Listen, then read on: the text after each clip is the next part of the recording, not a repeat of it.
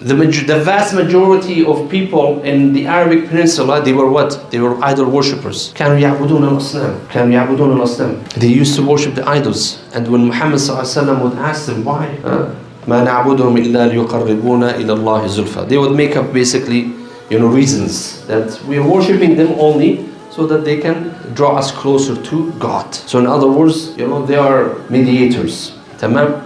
So in this kind of environment, Allah subhanahu wa ta'ala chose. اختار الله سبحانه وتعالى أن يكون أول الوحي بدء الوحي بإقراء. Allah subhanahu wa ta'ala chose in this kind of subhanallah, like challenging circumstances, an environment of ignorance and blind following. Allah subhanahu wa ta'ala chose for the first revelation to be Iqra, to read and recite. Why? Because without reading and reciting, there is no way you can move forward. Because without reading and reciting, there is no way that you can learn. There is no knowledge. There is no knowledge, right?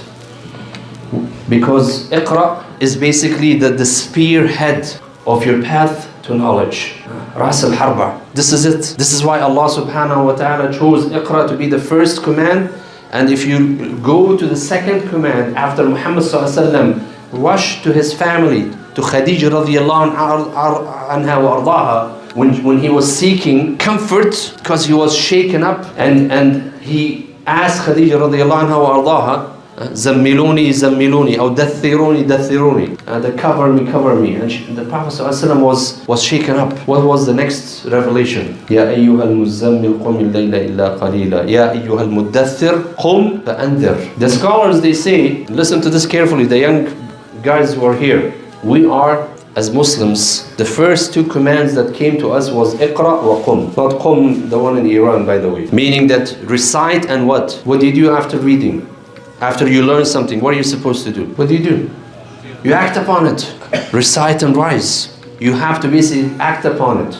You learn and you act upon it. You don't just learn and then ignore. No. نحن أمة إقرأ وقم. We are the nation of recite and rise. You rise up to the challenge. You rise up to the challenge and the task that Allah subhanahu wa ta'ala put upon your shoulder. You rise up to the difficulties and the challenges that Allah subhanahu wa ta'ala will put you through. Because why? Because you are carrying a message.